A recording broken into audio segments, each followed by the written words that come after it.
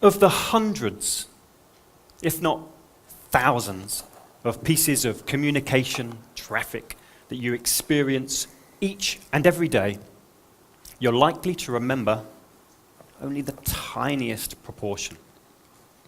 I ran an event last November, and I challenged 80 business leaders to raise their hand if at some point during the year they'd experienced or endured a PowerPoint presentation. This was November, so as you can imagine, all the hands were raised. I then asked them to keep their hands up if, and only if, they could remember a single one of those presentations. Only 5 hands remained. Only 5! Now, the saddest thing about this is it's typical of modern communication. This noise that surrounds us and bombards our senses. Because there is a massive difference between being heard and getting through.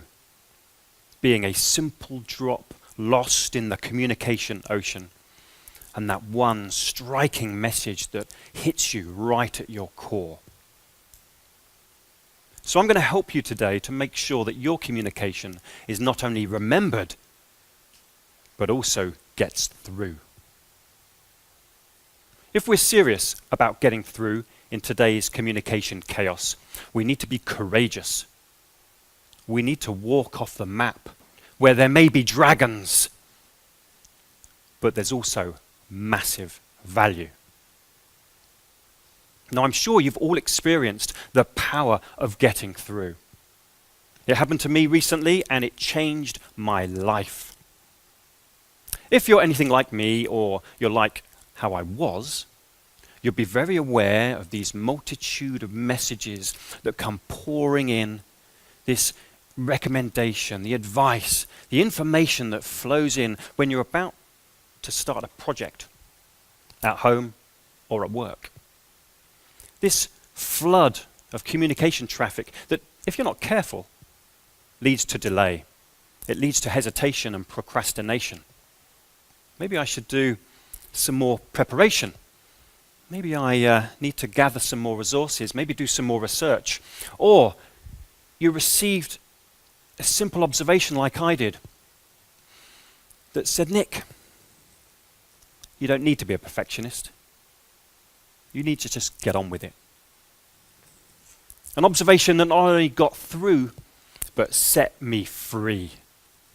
I used to be a perfectionist. I used to strive for perfection. No more. Now I simply strive for outstanding. Because in reality, outstanding will do. So I thought I would test my theory of walking off the map and getting through. And I thought I would test this theory in the most hostile communication environment known to man. It's London's tube service. No one communicates on the tube.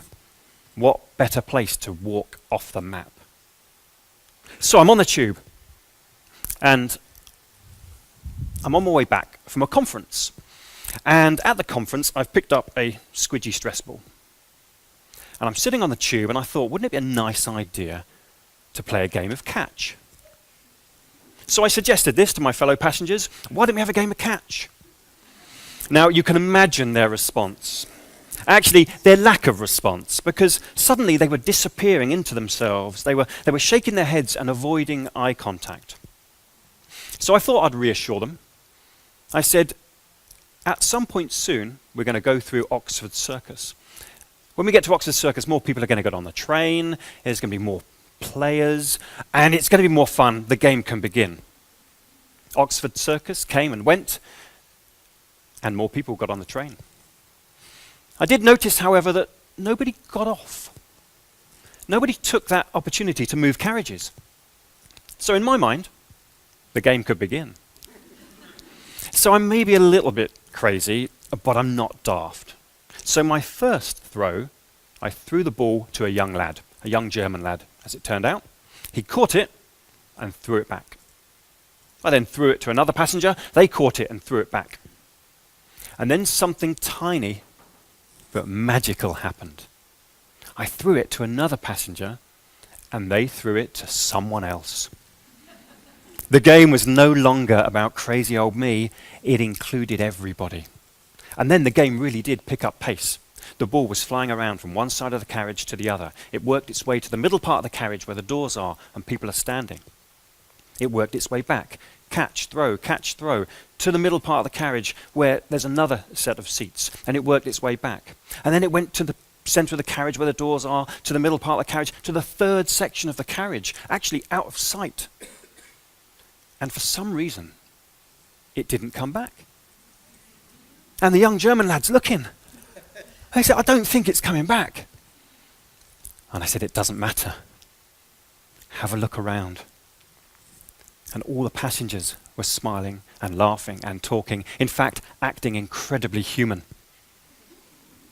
We had broken down those communication barriers. We had walked off the map and we had got through. On the tube. So I'd like to try a similar experiment with you today. It also involves a game of catch. So the way the game's going to work is when we begin, I'm going to ask you to stand. And then I'm going to throw numerous squidgy stress balls into the audience. Your job is, first of all, to catch one and then pass it on. When you've caught one and you've passed it on to someone else in the audience, you can sit down. Your job in this game is complete. Well done. You've caught it, you've passed it on, and you've sat down. And as the game progresses, there'll be less and less less and less people to aim the ball at, and the game will come to an eventual conclusion when everybody's taken a catch and sat down. Are you up for this? I am sure you are. Let's see how quickly we can fill this room with catches. So everybody on your feet. Okay, here they come. Heads up. You might want to help me out here. Whoops, whoops. Yeah, you want to grab some? Yeah, catch. So catch it, pass it on.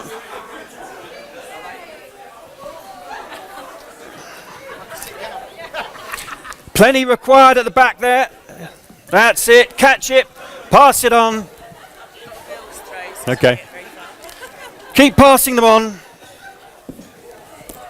Here they come.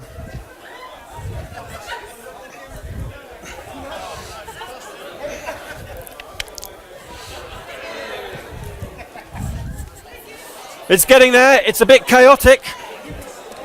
Oh! Keep going, keep going. We're getting close. We're getting there. Almost there.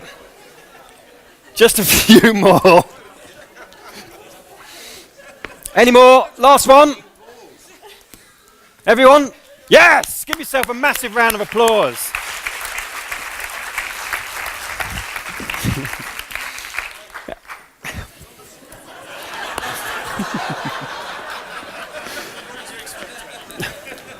Yeah, I should have seen this coming, shouldn't I? So that was and is the frenzy of communication chaos that surrounds us.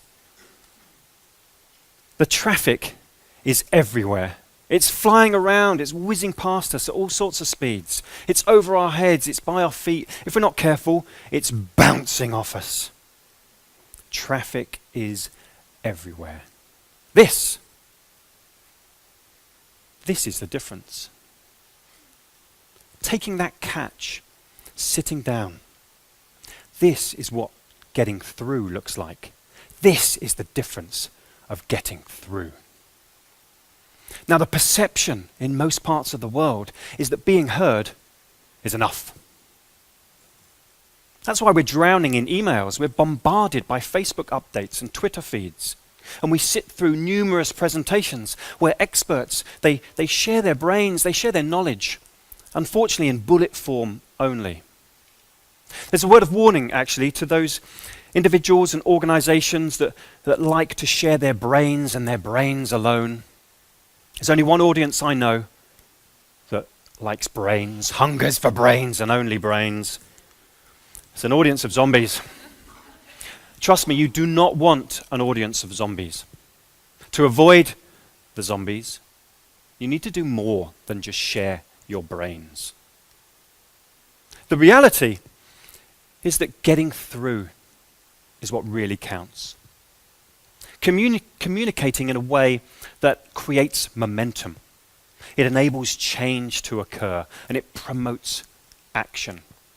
If we're serious about getting through, then we need to shift out of our current orbits and we need to dare to step off the map.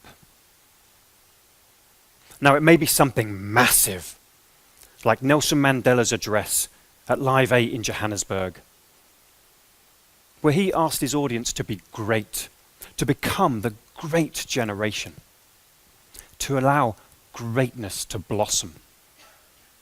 Or it might be something initially very small, like Lily Robinson's letter to Sainsbury's.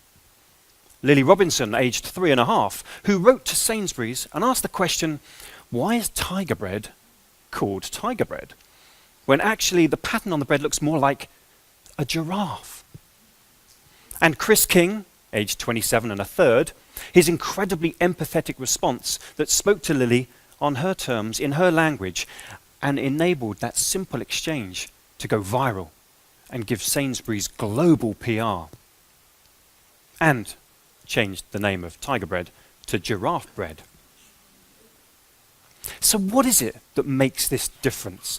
What is it that enables us to get through? Now, I truly believe the place we need to start is with our audience. Let's consider the human element every time we communicate. The more we understand our audience, the more likely we are to communicate in a way that gets through. What moves them? What motivates them? What entertains them? What stirs their emotions and changes their perceptions? The more we know this stuff, the more powerful our communication, the more likely we are to get through. A superb way to transform your audience to the heart of your message is through the power of stories.